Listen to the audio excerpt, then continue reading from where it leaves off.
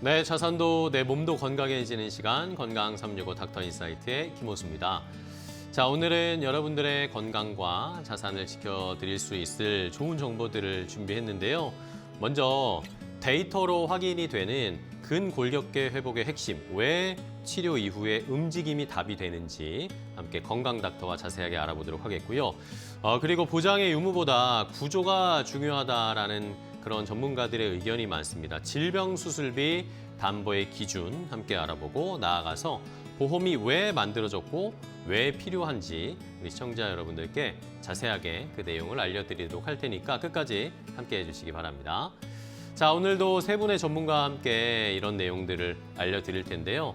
가장 먼저 어떤 전문가와 함께 할지 첫 번째 만나볼 전문가를 화면으로 먼저 소개해드리겠습니다.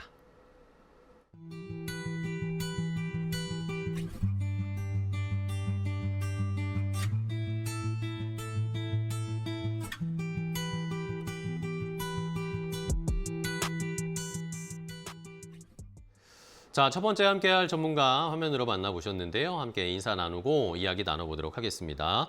오늘 첫 번째 건강 닥터는 우디핏의 강지호 대표와 함께하겠습니다. 대표님 안녕하세요.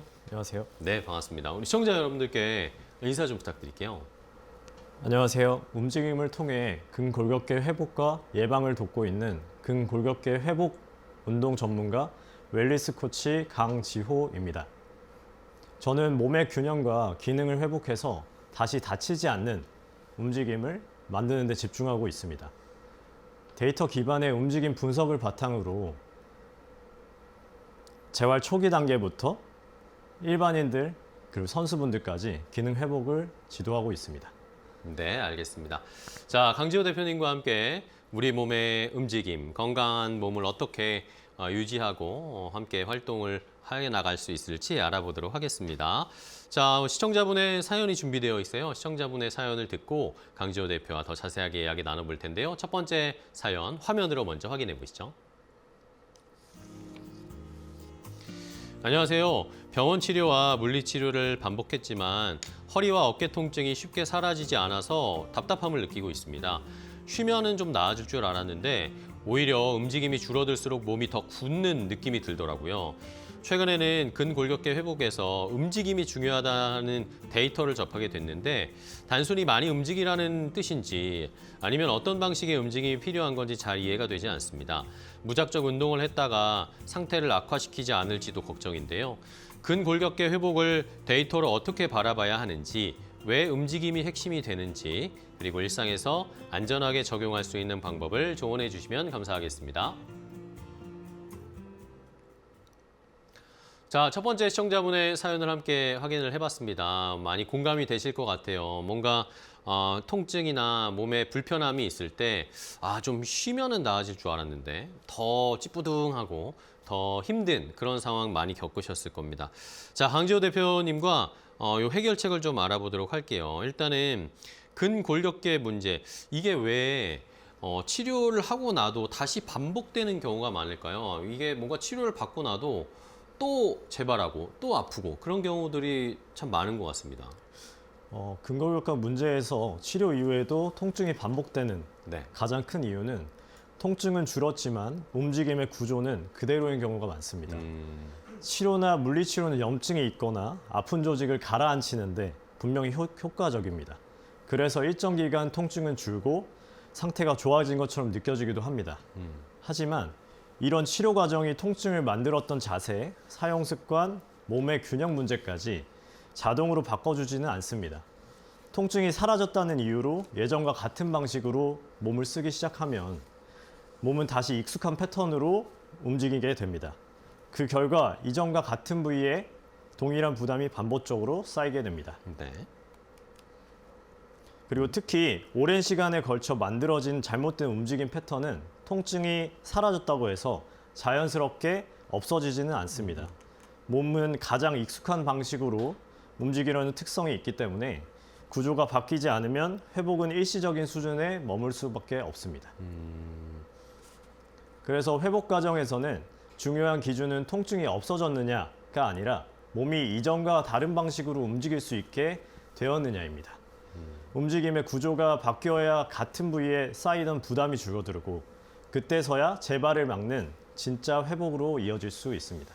그렇군요. 우리 강지호 대표님이 설명을 해 주신 것처럼 뭔가 치료를 받고 했다고 나의 일상적인 패턴이나 움직임 패턴이나 생활에서 다시 예전처럼 돌아가면 또 재발할 수밖에 없다라는 건데, 그러면 저희가 아프기 전에 미리미리 좀 예방을 하면 좋을 것 같아요. 예방의 관점에서 그러면 이런 운동, 자세 교정 이런 건 언제 시작하는 게 좋을까요? 가장 좋은 시점은 통증이 생기기 전입니다. 네네. 몸의 불균형은 갑자기 통증으로 나타나는 것이 아니라 이미 관절 가동 범위 감소나 좌우 사용의 차이, 균형 저하 같은 신호로 먼저 나타납니다. 이런 변화는 아직 불편함을 느끼지 못할 때에도 데이터로 충분히 확인이 됩니다. 네네. 그래서 예방 운동은 아프니까 시작한다가 아니라 아프기 전에 조절한다는 개념으로 가는 게 가깝습니다. 네. 이렇게 접근하면 큰 치료 없이도 회복이 가능해지고 운동 자체가 부담이 아니라 몸을 관리하는 과정이 됩니다. 많은 분들이 쉬는 것과 움직이는 것을 반대 개념으로 생각합니다. 하지만 회복 운동 관점에서는 완전히 멈추는 휴식보다 조절된 움직임이 훨씬 중요합니다. 통증이 있다고 해서 아무것도 하지 않으면 관절은 더 굳고 기능은 더 떨어집니다. 그래서 회복 운동은 무작정 운동을 하라는 의미가 아니라 지금 몸이 감당할 수 있는 범위 안에서 움직임을 회복하는 과정입니다. 회복은 멈춤이 아니라 몸을 이해한 상태에서 다시 움직이는 과정입니다. 네, 그렇군요. 멈추는 게 아니라 옳은 방법으로 움직일 수 있게 다시 움직임을 교정해 줘야 된다라는 건데, 그러면은 아까 우리 대표님이 처음에 본인 소개해 주실 때 데이터 기반으로 뭐 움직임을 분석한다라고 막 말씀을 해주셨잖아요. 근데 사실 이 데이터 기반으로 회복하는 운동이라는 말이 저 같은 사람에게 약간 생소하기도 해요. 네, 그래서 이게 실제로 어떤 데이터들을 보고 회복을 판단하고 또 이걸 회복을 도와주시나요? 데이터 기반 회복 운동이라고 하면 네. 뭐 복잡한 장비나 어려운 기술을 말하는 건 아니고요. 핵심은 몸의 상태를 주관적으로 느끼는 게 아니라 네. 객관적으로 이해하고 확인하는 과정입니다. 막연히 불편하다, 뻐근하다 그런 것이 아니라 지금 몸이 어떤 방식으로 버티고 있고 어디에 부담을 느끼는지에 대해 데이터 수치와 결과로 보는 것입니다. 예를 들어 네. 우리가 족부 압력 데이터를 보면 체중이 양발에 어떻게 실리고 있는지 또는 한쪽 발에 과하게 치우쳐져 있고 의존하지 않는지 또는 균형이 무너진 상태로 서 있거나 걸어 다니고 있는지를 확인할 수 있습니다. 네네. 네. 이는 단순히 발의 문제가 아니라 무릎, 골반, 척추까지 이어지는 전체 움직임 패턴으로 이해하는 게 중요한 단서가 됩니다. 또 관절 가동 범위 데이터를 통해서는 어떤 관절이 제대로 움직이지 못하는지 그리고 반대로 어떤 관절이 과하게 쓰여서 보상 역할을 하고 있는지를 구분할 수 있습니다. 통증이 있는 부위가 실제 원인이 아니라 다른 관절의 제한 때문에 과부하에 걸린 결과일 수 있기 때문입니다. 네네. 체형 분석이나 근기능 밸런스 역시 같은 맥락입니다. 측정 평가한 데이터를 통해 자세를 만들고 있는 움직임의 습관과 패턴을 읽어내는 과정이라고 보시면 됩니다. 몸이 어떤 방식으로 힘을 쓰고 어디에서 균형을 잃고 있는지를 알 수 있습니다. 네. 이렇게 얻은 데이터는 운동을 더 세게 하거나 무리하게 밀어붙이기 위한 기준이 아닙니다. 오히려 지금 몸이 감당할 수 있는 수준을 정확히 파악하고 그 범위 안에서 움직임을 조절하기 위한 기준이 됩니다. 그래서 데이터 기반 회복 운동은 성과를 내기 위한 운동이 아니라 재발을 막고 회복을 안정적으로 이어가기 위한 운동이라고 볼 수 있습니다. 그렇군요. 자, 데이터를 통해서 오히려 나에게 딱 맞는 움직임이나 운동을 오히려 찾아가는 과정이다라는 그런 생각도 좀 듭니다. 그러면은 이제 또 우리 대표님께서 균형 운동을 또 주로 또 특별하게 더 잘 체크해 주실 수 있다고 하셨는데 저는 뭐 균형 운동하면 이게 그냥 평균대에서 이렇게 넘어지지 않고 잘 서 있는 뭐 그런 것만 생각이 드는데 회복 운동에서 말씀하시는 그런 균형이라는 건 어떤 개념인가요? 좀 다른가요? 많은 분들이 균형 운동을 하면 한 발로 오래 서 있는 어떤 네네. 훈련들을 먼저 떠올리시게 되는데 회복 운동 관점에서는 조금 다른 기준으로 접근합니다. 물론 정적인 균형의 의미도 있지만 그것만으로는 실제 생활에서 필요한 안정성을 충분히 설명하기 어렵습니다. 회복 운동에서 더 중요한 균형은 움직임 속에서 무너지지 않는 균형입니다. 걷는 과정에서 체중이 자연스럽게 이동되는지, 계단을 오르내릴 때 특정 관절이 과하게 버티고 있지는 않는지, 네. 물건을 들고 방향을 바꿀 때 중심이 한쪽으로 쏠리진 않는지, 이런 것들이 핵심입니다. 네네. 이런 상황들은 모두 일상에서 반복되는 동작들이기 때문에 이때의 안정성이 곧 몸의 컨디션을 좌우하게 됩니다. 특히 통증이 있는 분들의 경우 겉으로는 균형을 잘 잡고 있는 것처럼 보여도 네. 실제 움직임에서는 특정 관절이나 근육이 과도하게 긴장하여 버티는 경우가 많습니다. 이런 보상 패턴이 계속되면 결국 부담이 누적돼서 통증으로 다시 이어질 수 있습니다. 네. 그래서 정적인 균형보다 일상 동작 속에서 안정성이 훨씬 중요합니다. 균형은 특정 기술을 잘 해내는 문제가 아니라 몸 전체가 상황에 맞게 협력하여 작동하는 기능이라고 볼 수 있습니다.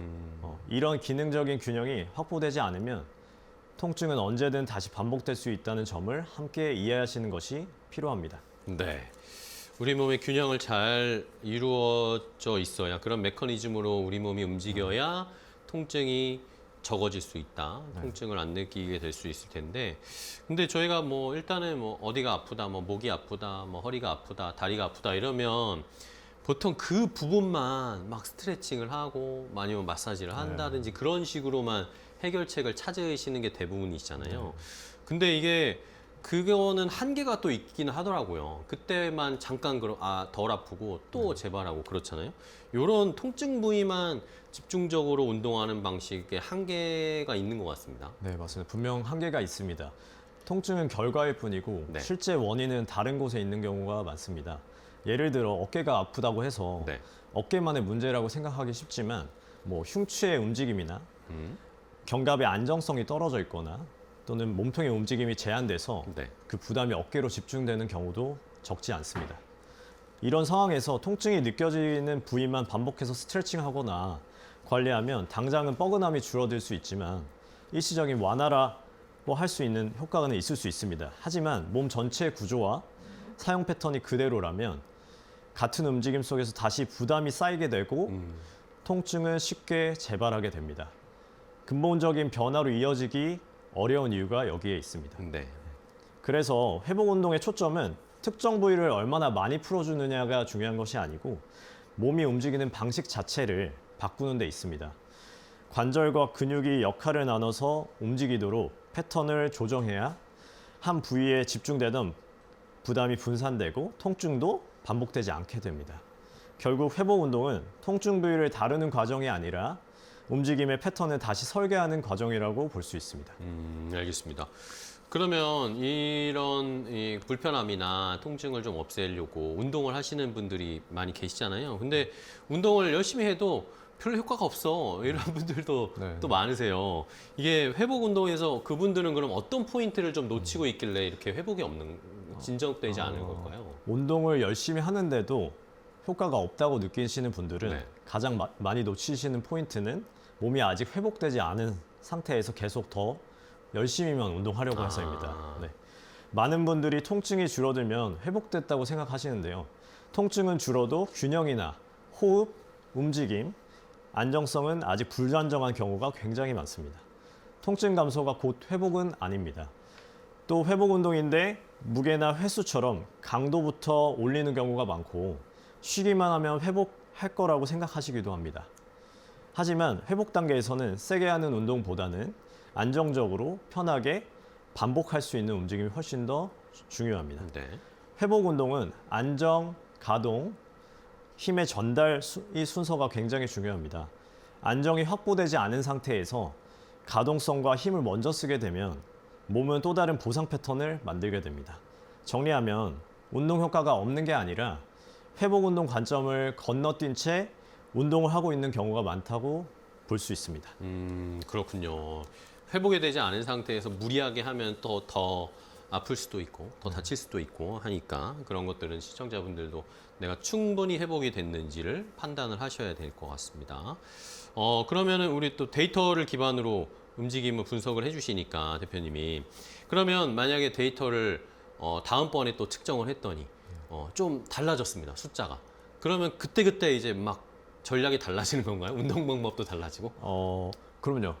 데이터가 바뀌게 되면 운동 네. 전략도 바뀌게 됩니다. 오. 몸은 한번 정해진 상태로 고정되어 있는 것이 아니라 생활 습관과 업무 강도, 피로 누적, 회복 상태에 따라 계속 변합니다. 같은 사람이라도 하루, 일주일, 한 달 사이에 몸의 반응이 달라질 수 있습니다. 그래서 데이터는 운동 성과를 평가하거나 잘했는지 점수를 매기는 도구이기도 하지만 현재 몸이 어떤 상태에 있는지를 확인해주는 기준으로 보는 것이 중요합니다. 어느 부위에서 균형과 기능이 떨어져 있는지, 움직임의 범위가 넓어졌는지 혹은 줄어들었는지를 통해 방향을 조정하는 역할을 합니다. 이렇게 데이터를 기준으로 운동 전략을 유연하게 바꾸면 무리해서 밀어붙이지 않아도 됩니다. 몸 상태에 맞춰 강도와 방향을 조절할 수 있기 때문입니다. 운동이 부담이 되지 않고 회복보다 자연스럽게 이어질 수 있습니다. 결국 데이터는 운동을 통제하는 잣대가 아니라 회복을 돕는 나침반이라고 생각하시면 될 것 같습니다. 알겠습니다.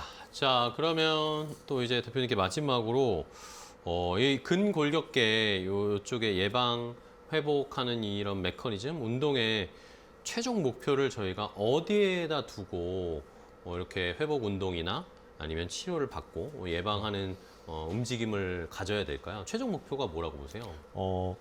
근골격계 예방 회복 운동의 최종 목표는 네. 단순히 통증이 사라진 상태에 머무르는 것이 아닙니다. 통증이 없다고 해서 몸이 완전히 회복됐다고 보기는 어렵기 때문입니다. 네. 진짜 목표는 같은 문제가 다시 반복되지 않도록 다치지 않는 지속 가능한 움직임을 만드는 것입니다. 몸이 특정 부위를 보호하려고 과하게 경직되지 않고 일상적인 동작을 할 때도 부담 없이 움직일 수 있어야 합니다. 다시 아플까 봐 조심하는 몸이 아니라 몸을 믿고 일상을 살아갈 수 있는 상태가 중요합니다. 그래서 회복 운동은 통증을 피하는 훈련이 아니라 움직임에 대한 불안과 두려움을 줄이고 자연스럽게 몸을 쓰게 만드는 과정입니다. 움직임을 두려워하지 않고 생활할 수 있는 상태, 그 지점이 바로 예방과 회복 운동이 지향하는 최종 목표라고 할 수 있습니다. 네, 알겠습니다. 자, 여러분들 뭐 근골격계 회복은 여러분들이 그냥 참고 버티고 그냥 가만히 있고 쉬면 낫겠지라고 생각하시는 게 아니라 결국에는 어떻게 올바르게 움직일 수 있는 몸의 시스템, 구조를 다시 만드느냐가 중요한 거다라고 우리 대표님이 소개를 해주시고 강조를 해주셨으니까 시청자 여러분들도 꼭 생각을 해보시기 바랍니다. 자, 오늘 우디핏의 강지호 대표님과 함께했습니다. 대표님 오늘 또 좋은 건강 정보 알려주셔서 감사하고요. 다음에 또 뵙도록 하겠습니다. 고생 많으셨어요. 감사합니다. 고맙습니다.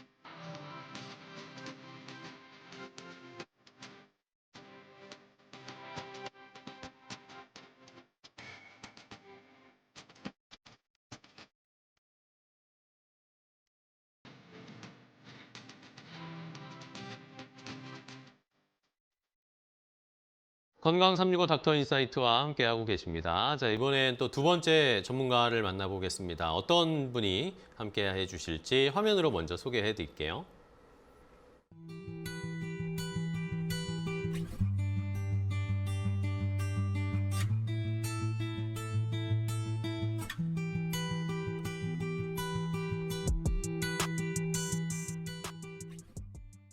자, 두 번째 함께 해주실 보험 닥터를 만나보도록 하겠습니다. 이번에는 인카금융서비스 VIP 총괄 한울본부 가디언 지점의 유빈 팀장과 함께합니다. 팀장님 안녕하세요. 네, 안녕하세요. 반갑습니다. 우리 시청자분들께 네, 인사 좀 부탁드릴게요. 네, 안녕하세요. 여러분의 든든한 보험 가이드 보험 전문가 유빈 팀장입니다.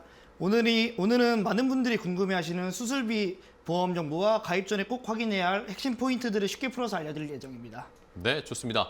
자, 그럼 유빈 팀장님과 또 어떤 보험과 관련된 정보를 알아볼지 이번에도 역시 시청자분의 사연을 보고 함께 이야기 이어가도록 하겠습니다. 시청자분의 사연 먼저 공개합니다. 안녕하세요. 최근 병원에서 수술 가능성 이야기를 듣고 나서 보험 내용을 다시 살펴보게 됐습니다. 질병 수술비 담보가 들어있긴 한데 어떤 수술까지 해당이 되는지 실제로 얼마나 보장이 되는지 잘 모르겠습니다. 주변에서는 수술 종류나 코드에 따라서 보장이 안 되는 경우도 있다고 해서 더 혼란스러운데요. 단순한 소수술과 큰 수술의 차이, 여러 번 수술을 받게 될 경우에도 보장이 되는지 궁금합니다. 질병 수술비 담보를 어떻게 이해해야 하는지, 가입이 되어 있다면 어떤 부분을 꼭 확인해야 되는지 알려주세요.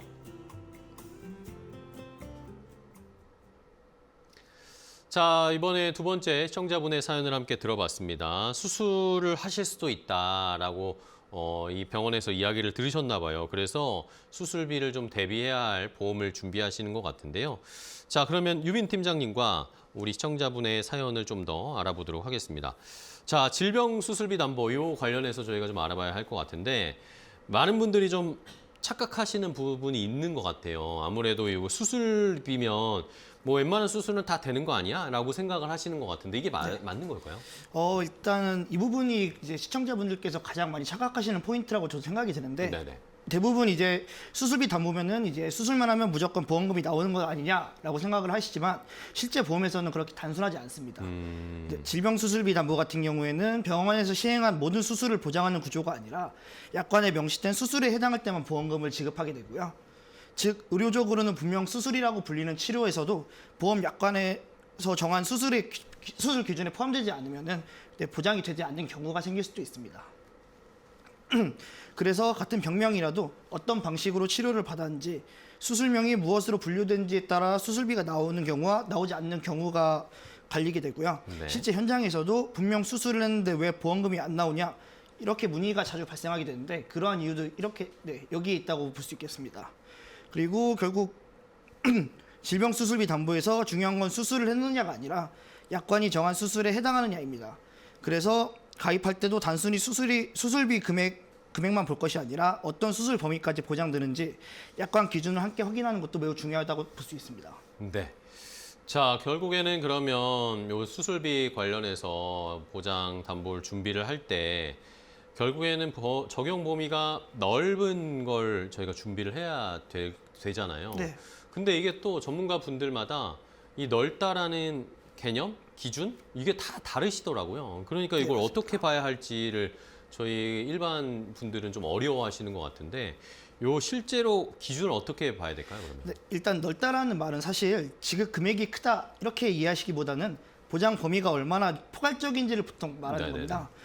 제가 볼 때 중요한 거는 세 가지 정도라고 생각을 할 수가 있는데 네. 일단 첫 번째는 수술의 정의. 약관에서 수술을 어떻게 정의하는지, 절개 수술만 포함되는지 아니면 이제 시술도 같이 포함이 되는지가 중요하다고 볼 수 있고요. 두 번째는 질병의 범위.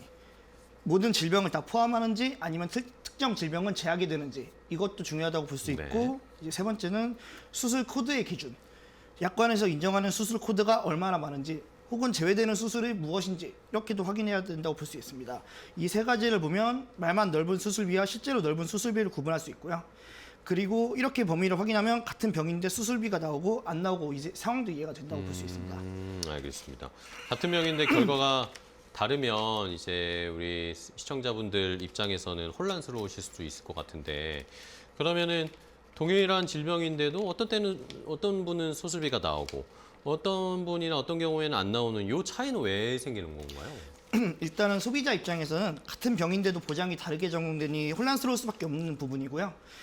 그 이유는 생각보다 단순한데 보험에서는 병명이 아니라 수술을 어떻게 판단하느냐를 약간 기준으로 보기 때문입니다. 예를 들어서 이제 같은 질병이라도 피부를 절개하고 장기를 직접 다루는 전통적인 수술 방식은 약관상으로 수술로 인정되는 경우가 굉장히 많습니다. 네네. 하지만 내시경, 고주파 레이저처럼 몸을 크게 절제하지 않는 비첨습적 시술은 의료 현장에서는 수술로 불리더라도 보험 약관에서는 수술로 인정되지 않는 경우가 생길 수도 있습니다. 그래서 병명은 같아도 실제로 받은 치료 방식과 약관에서 정한 수술 정의에 따라 수술비가 나오는 경우와 나오지 않는 경우가 갈리게 됩니다. 이 차이를 모르고 있으면 수술을 받았는데도 보험금이 지급되지 않아 당황하게 되는 상황이 발생할 수 있습니다. 결국 수술비 담보를 볼 때는 병명만 확인할 것이 아니라 어떤 수술 방식까지 보장하는지 약관 기준을 미리 확인하는 것이 매우 중요하다고 볼 수 있습니다. 이 부분을 알고 가입하셔야지 실제 치료 상황에서 보장 여부로 혼란을 겪지 않게 됩니다. 네. 그냥 단순히 수술이다라고 해서 되는 것도 아니고 병의 종류에 따라서도 달라질 수도 있고 이런 것들은 좀 체크를 해주셔야 되겠고요. 그러면은 우리 시청자분들이 또 보험을 준비를 하실 때 어쨌든 한 달에 이렇게 투입할 수 있는 예산이 한정되어 있으시니까 네. 저희가 선택이 필요할 것 같습니다. 몸은 선택하고 몸 포기해야 하는데 네.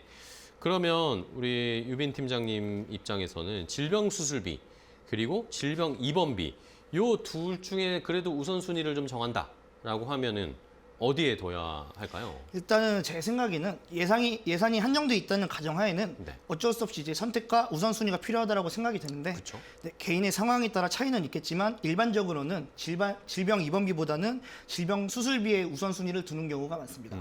그 이유는 보장 방식의 차이에서 나오게 되는데 네네. 입원비는 보통 하루 단위로 정해진 금액이 지급되기 때문에 일정 기간 입원하더라도 부담이 단계적으로 나뉘는 편입니다. 반면 수술비 같은 경우에는 한 번의 치료로 큰 금액이 한꺼번에 발생하는 구조인 경우가 많습니다. 예를 들어서 장기 수술이나 암 수술처럼 규모가 큰 수술의 경우에는 입원 기간보다 수술 자체에 들어가는 비용 부담이 훨씬 크게 체감되는 경우가 많습니다. 이때 수술비 담보가 없으면 한 번의 치료로 재정적인 부담이 크게 생길 수도 있다고 생각이 되고요. 그래서 예산이 제한적이라면 먼저 큰 비용이 발생할 가능성이 높은 수술비를 우선적으로 준비를 하시고 입원비 같은 경우에는 이후에 여력이 되신다거나 아니면 필요성이 판단될 때 추가로 고려하는 방식이 현실적이라고 저는 볼 수 있다고 생각합니다. 알겠습니다. 자, 그러면은 이번에는 반복 수술이 가능한 담보에 대해서 좀 체크를 해봐야 될 텐데 이런 반복 수술 담보가 필요한 케이스? 그런 상황은 언제일까요? 일단은 반복 수술 같은 경우에는 한 번으로 끝나지 않는 치료 상황에서 특히 큰 의미를 가지는데요. 수술을 한 번 받고 끝나는 경우도 굉장히 많지만 실제로는 재발이나 합병증으로 인해서 추가 수술이 필요한 상황이 절대 적지 않습니다. 네네. 예를 들어서 암 수술이나 장기 관련 수술처럼 경과를 지켜보며 치료가 이어지는 경우에는 첫 수술 이후에도 재수술이나 보완 수술이 필요해질 수 있고요. 이때 반복 수술 가능 담보가 있다면 두 번째, 세 번째 수술에서도 수술비 보장을 받을 수가 있어 추가 비용 부담을 크게 줄일 수 있습니다. 반대로 이 담보가 없는 경우에는 최초 수술 이후에는 보장이 끝나버려 이후 수술 비용을 전부 본인이 부담해야 하는 상황이 생길 수가 있습니다. 치료가 길어질수록 이 부담은 더 크게 느껴질 수밖에 없다고 생각을 하고요.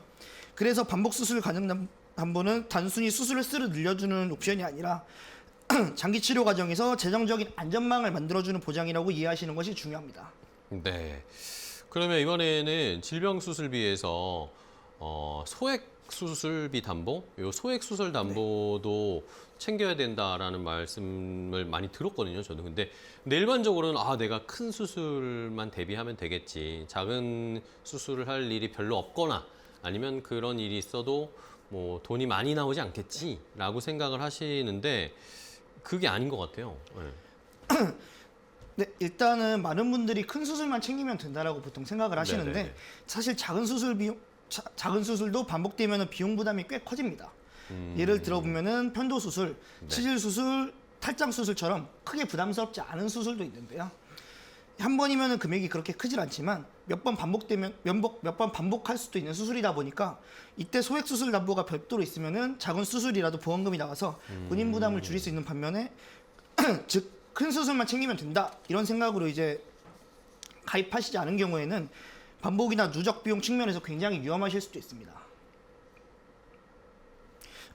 또 하나 중요한 점은 요즘 의료기술이 발달하면서 큰 절개 수술 대신에 내시경, 레이저 같은 소액 시술이 늘고 있다는 건데요. 네. 이런 시술도 약관에서 소액 수술 담보로 포함되어 있으면 보장이 가능하다 보니까 실제로 필요한 수술비에서 보장 범위를 넓히는 효과가 있습니다.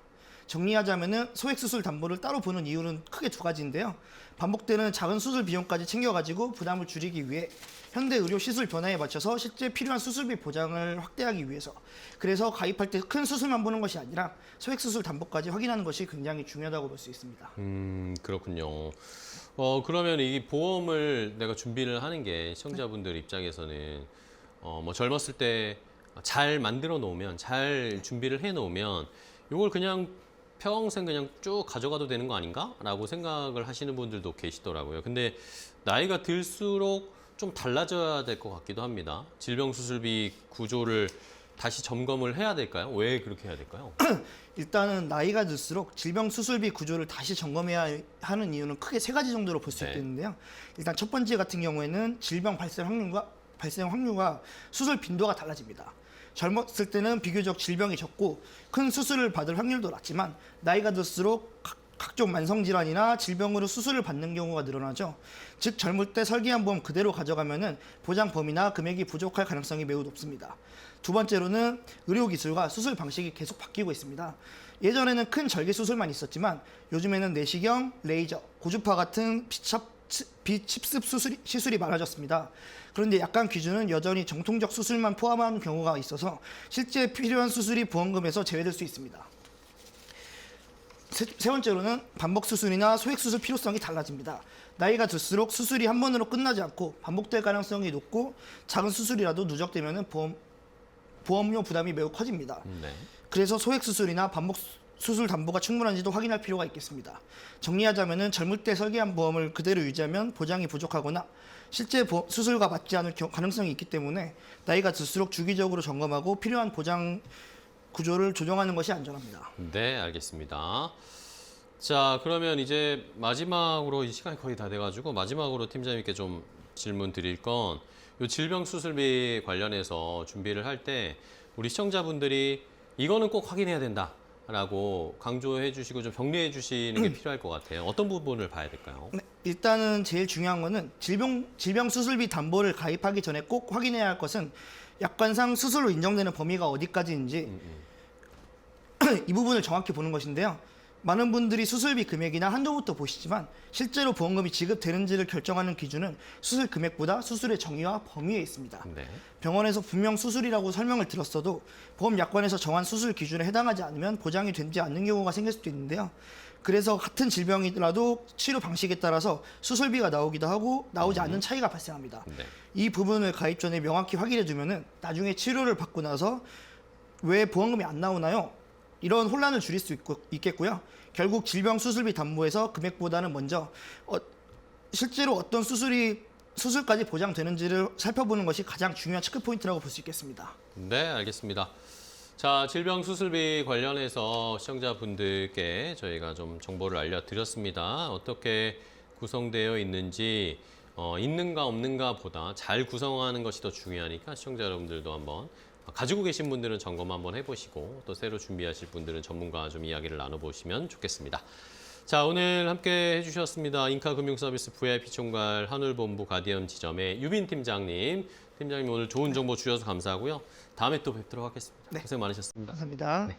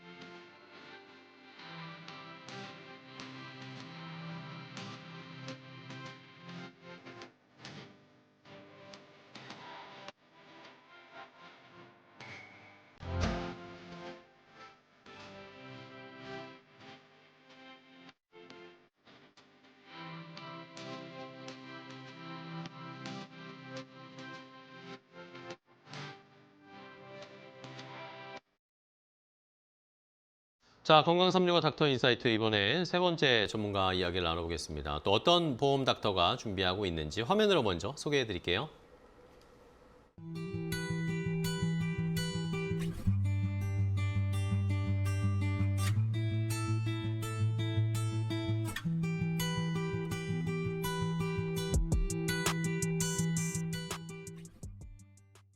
자, 세 번째 보험 닥터를 함께 만나보겠습니다. 인카금융서비스 VIP 총괄 한울본부 가디언 지점의 박지민 팀장입니다. 팀장님 안녕하세요. 네, 안녕하세요. 네, 반갑습니다. 시청자분들께 인사 좀 부탁드릴게요. 네, 안녕하세요. 보험은 혹시 모를 순간을 대비해 우리의 일상을 지켜주는 약속이라고 생각합니다. 그 약속의 과정을 함께하는 동반자 박지민 팀장입니다. 잘 부탁드립니다. 네, 반갑습니다. 자, 박지민 팀장님과 그럼 어떤 이야기를 나눠볼까요? 이번에도 역시 시청자분의 사연 준비되어 있으니까요. 바로 확인을 해보시죠. 안녕하세요. 평소에는 보험을 크게 의식하지 않고 지내왔습니다. 매달 보험료가 나가긴 하지만 실제로 언제 어떻게 도움이 되는 건지 체감하기가 쉽지 않았거든요. 그러다가 주변에서 갑작스러운 사고나 질병을 겪는 이야기를 듣고 나서야 보험의 역할에 대해서 다시 생각을 하게 됐습니다. 보험이 단순히 불안해서 드는 상품인지 아니면 꼭 필요한 안전장치인지 잘 모르겠습니다. 최소한으로 준비해도 되는 건지 아니면 상황에 맞게 점검이 필요한지도 헷갈리는데요. 보험이 왜 필요한지, 어떤 기준으로 준비해야 의미가 있는지, 보험의 존재와 이유, 중요성에 대해서 설명해 주시면 감사하겠습니다.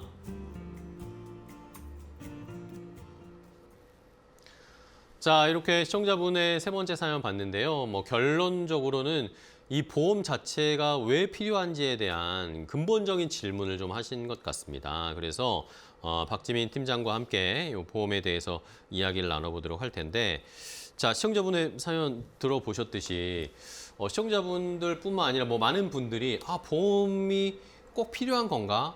왜 들어야 되지? 이런 궁금증을 가지고 계신 것 같아요. 그럼 보험의 가장 본질적인 역할은 뭐라고 팀장님이 생각하세요? 제가 생각하는 보험의 가장 본질적인 역할은 한마디로 정리하면 네. 불확실한 위험을 개인이 감당할 수 있는 수준으로 바꿔주는 안전장치라고 생각합니다. 네. 갑작스러운 사고나 질병처럼 예측하기 어려운 위험은 개인 혼자서는 재정적, 심리적으로 감당하기 어려운 경우가 많습니다. 그래서 보험은 이런 위험을 미리 여러 사람들과 나누는 구조를 통해 한 번의 사건이 삶 전체를 흔들어버리지 않도록 최소한의 기준선을 지켜주는 역할을 합니다. 당장 위험을 없애주지는 않지만 그 위험이 발생했을 때 선택할 수 있는 여지를 남겨주는 것이 보험의 핵심입니다. 특히 치료나 사고 이후에 어떻게 해야 되지라는 고민 대신 어떤 선택을 해야 될지라는 고민을 할 수 있게 만들어준다는 점에서 그 의미가 크다고 생각합니다. 치료를 받을지 쉬어야 할지 일상을 어떻게 유지할지를 결정할 수 있는 여유를 주는 거죠. 그래서 보험의 역할은 단순히 보상금을 지급하는 데서 끝나지 않습니다. 위험이 발생하더라도 일상과 삶의 방향을 지킬 수 있도록 돕고 그 선택권을 지켜주는 것이 보험의 가장 본질적인 가치라고 생각합니다. 네. 자, 그러면은 많은 또 분들이 보험을 대하고 보험에 대해 생각을 하실 때 글쎄요, 이게 내가 보험료만 내고 끝내는 거다라고 생각을 하셔서 그런지는 네, 모르겠지만 맞아요. 보험을 그냥 손해보는 금융상품이다 이렇게 생각하는 분들이 좀 있으시더라고요. 이건 왜 그럴까요? 많은 분들이 보험을 손해보는 상품이라고 느끼는 이유는 이게 눈에 보이는 수익이 좀 없기 때문이라고 생각합니다. 보험이 이제 투자처럼 결과가 숫자로 바로 확인되지 않고 문제가 없으면 이게 보험료만 내고 끝난 것처럼 느껴지기가 좀 쉬워요. 그래서 하지만 보험이 수익을 내기 위한 상품이 아니라 이게 예상치 못한 위험이 발생했을 때 그 손해를 막기 위한 좀 장치라고 생각합니다, 저는. 네네. 아무 일 없이 지나갔다면 그건 손해가 아니라 보험이 좀 제 역할을 하지 않아도 될 만큼 삶이 좀 안정적이었다, 그렇게 좀 볼 수 있다고 생각할 수 있습니다. 보험료만 내고 끝나는 느낌이 드는 이유는 보험의 가치를 이제 받은 보험금으로만 판단하기 때문인데, 보험의 진짜 가치는 사고가 났을 때 삶이 무너지지 않도록 그 보험의 진짜 가치가 사고 났을 때 삶이 무너지지 않도록 지켜준다는 데 있다고 생각합니다. 그 보험을 손해라고 느끼는 건 결과가 없으면 가치도 없다고 생각하는데, 하지만 보험은 결과가 없을수록 제 역할을 잘한 상품이라고 볼 수 있습니다. 오히려 결과가 없으면 내가 잘 살고 있구나. 잘 안정적으로 지내고 있구나라는 걸 생각을 해볼 필요가 있다. 좋은 포인트를 짚어주셨습니다. 그러면 보험을 꼭 필요한 분들도 있고 아니면은 뭐 보험이 적당히만 준비를 해도 되는 그런 부분들 좀 차이가 있잖아요. 뭐 흔히 생각하면 그냥 돈 많으면 사실 보험도 필요 없지 않나? 이런 생각도 드는데 요 차이는 어디에서 갈릴까요? 보험이 꼭 필요한 사람이랑 그렇지 않은 사람 차이는 자산의 많고 적음도 분명히 있는데 네네. 이제 예기치 못한 위험을 스스로 감당할 수 있는가에 따라 좀 달린 것 같습니다.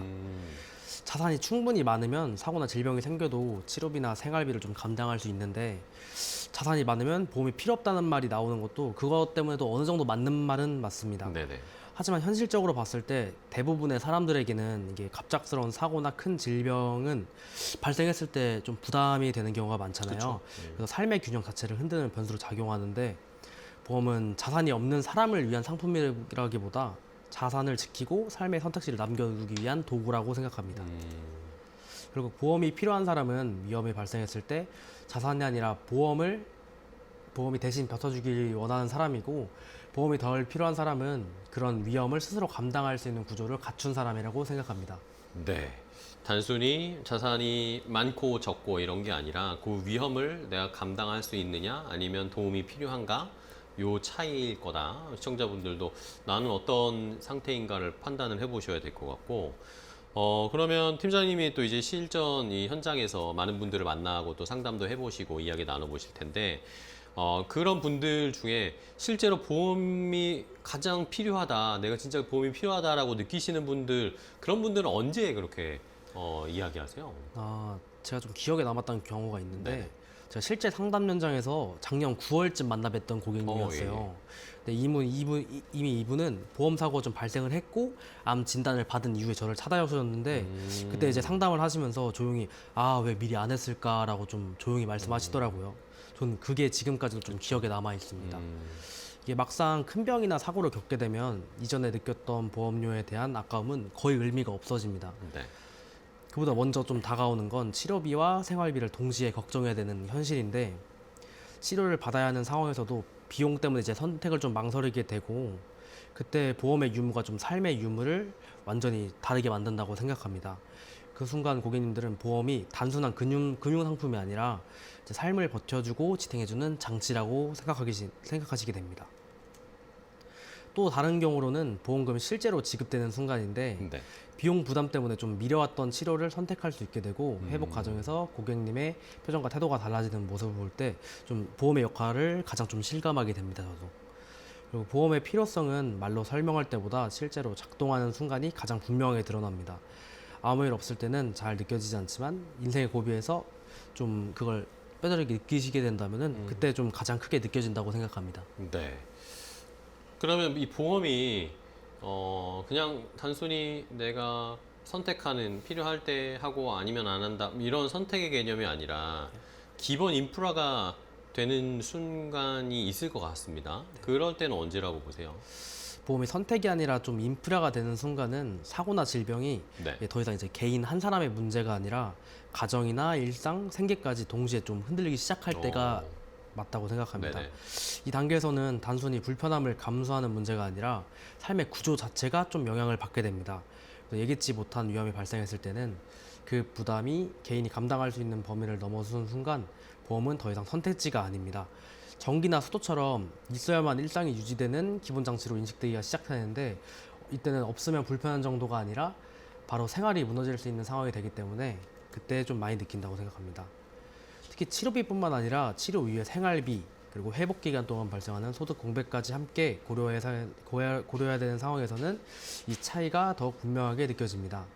이때 보험이 없다는 건 단순히 준비를 안 했다는 느낌이 아니라 삶을 지탱해줄 구조 자체가 빠져있는 것처럼 느껴지는 경우가 많습니다. 그래서 보험은 들까 말까 고민하는 상품이 아니라 없으면 일상이 바로 흔들리는 장치로 차단되는 순간이 분명히 옵니다. 그 시점이 바로 보험의 선택을 넘어 삶의 기본 인프라로 자리 잡는 순간이라고 생각합니다. 네.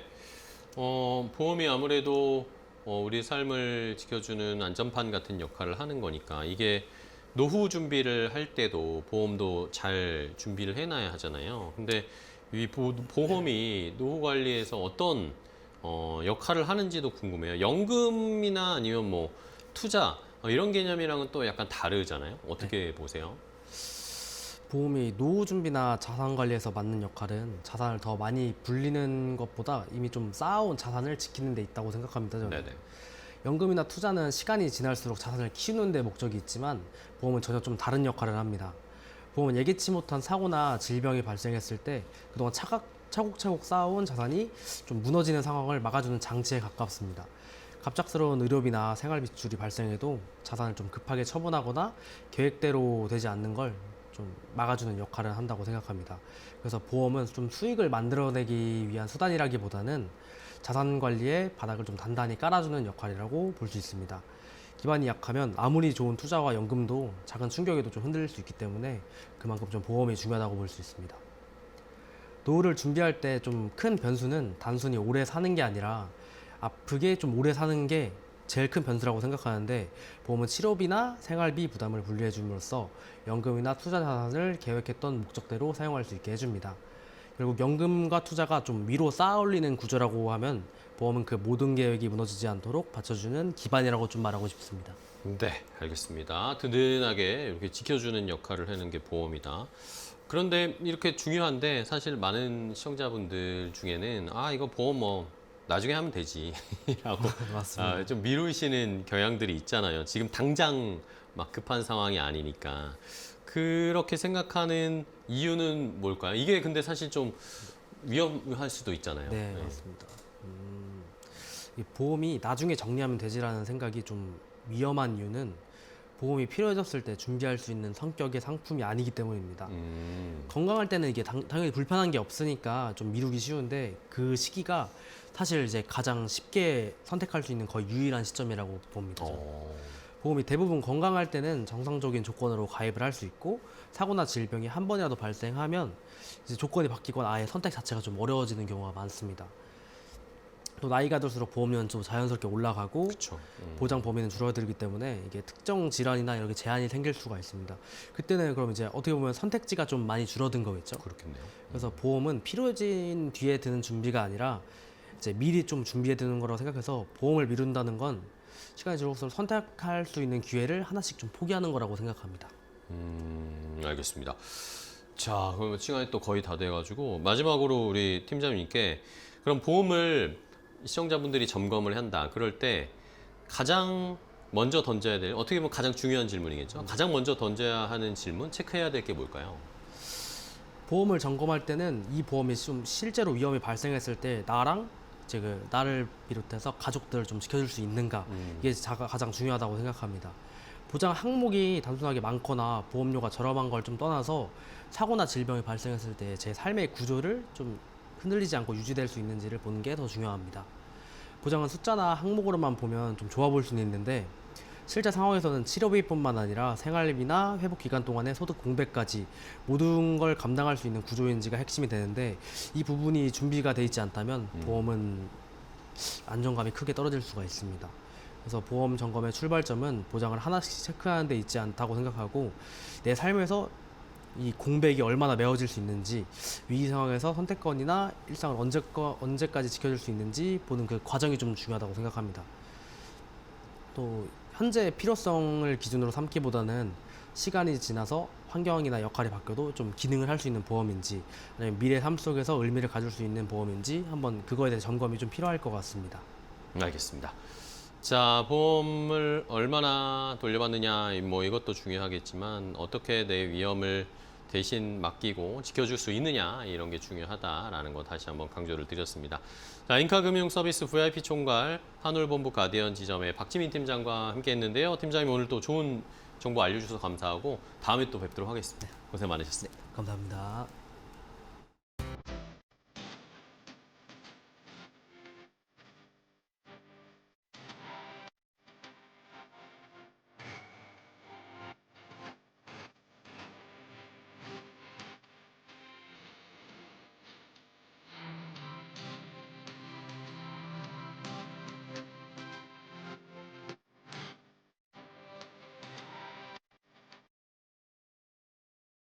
건강 365 닥터 인사이트 저희가 준비한 정보는 여기까지 전해드리겠습니다. 저희 내일 더 좋은 정보 가지고 찾아뵙겠습니다. 시청해주신 여러분 고맙습니다.